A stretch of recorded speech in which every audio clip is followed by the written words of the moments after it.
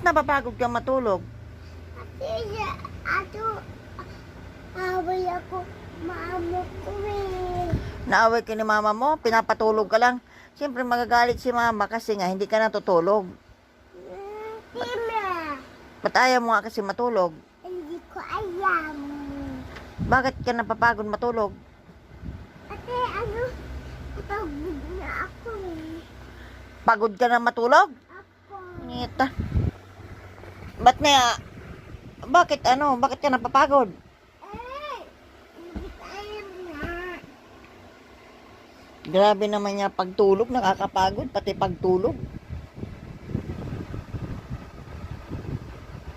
Tapos ganyan lang ang buhay mo, hindi ka matutulog.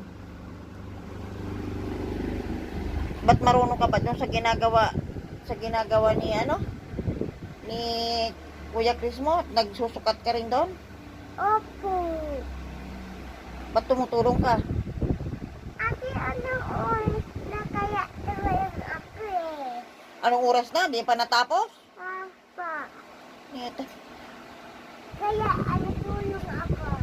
Kaya ka tumulong. Kasi anong oras na? Di pa natatapos. Opo. Magaling ka talaga. Ikaw ate, ang galing mo eh.